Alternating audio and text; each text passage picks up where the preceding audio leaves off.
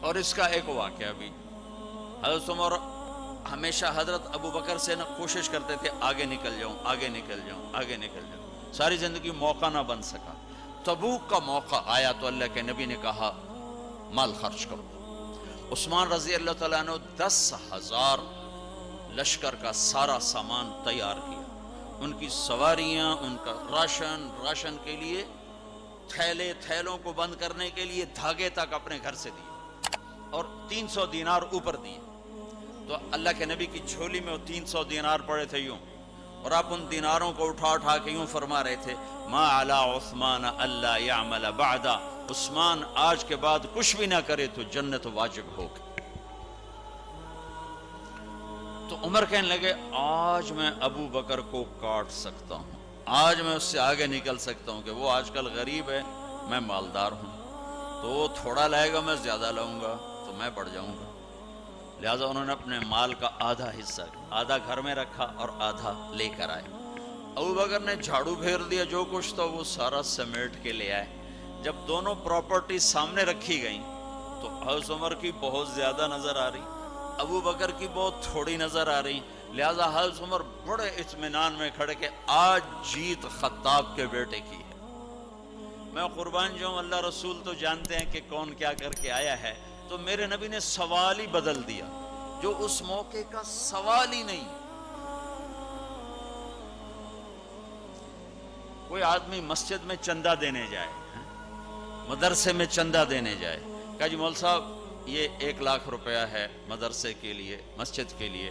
آگے مولوی صاحب کہیں پیچھے کتنے پڑے ہوئے ہیں، تو کہے گا یہ بھی واپس کرو، میں تو تھوڑی نیت ہے جو کوئی چکر لگتا ہے کہ تسی ٹھیکیدار ہو، مگر علی شاید ابھی پیچھے کتنے پے۔ یہ موقع کا سوال ہے ہی نہیں۔ مولوی صاحب کو چاہیے جی جزاک اللہ، یہ لیجئے رسید، بسم اللہ، پھر بھی موقع آئے تو دیتے رہیں۔ تو میرے نبی نے پوچھنا یہ تھا ابو بکر کتنا لائے ہو، عمر کتنا لائے ہو، اور یہی اس موقع کا سوال ہے۔ لیکن اللہ رسول جانتے ہیں کہ کس کے مال میں وزن زیادہ ہے، تو میرے نبی نے سوال بدل دیا، فرمایا عمر ما خلفت، واہ واہ، عمر پیچھے کیا چھوڑ کے آئے ہو؟ تو حضرت عمر تو وہیں دھڑم ہو گئے گا، بابا میں گیا، سوال سے ہی وہ پتہ چلے گا، بات میری کلی اڑ گئی وکٹ۔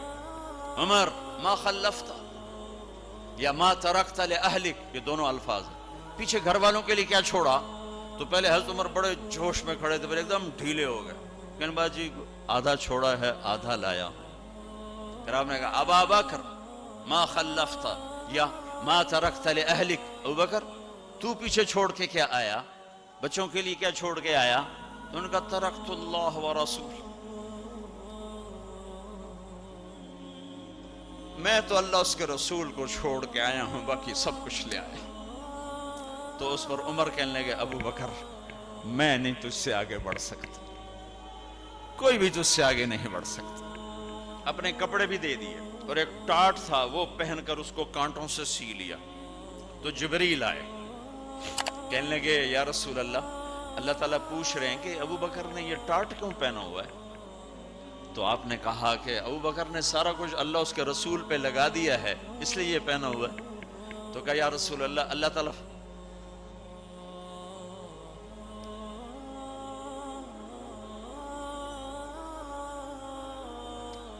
تعالیٰ فرما رہے ہیں ابو بکر سے پوچھو مجھ سے راضی تو ہے، مجھ سے راضی تو ہے، اس فقر میں مجھ سے راضی ہے؟ میں تو اتنا سفر کر کے آیا ہوں، حالانکہ ابھی 4 دن پہلے میں 12 ملکوں کا 10 ملکوں کا سفر کر کے ہوں، ساری ہڈیوں میں درد ہے، میں اس لیے آیا ہوں کہ چلو کوئی بخشش کا بہانہ مل جائے، کوئی بخشش کا بہانہ مل جائے، اللہ راضی ہو جائے۔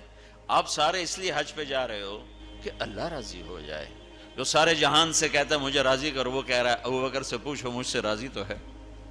تو آپ نے کہا ابو بکر تیرا رب تجھے سلام بھی کہہ رہا ہے اور پوچھ رہا ہے کہ راضی ہو؟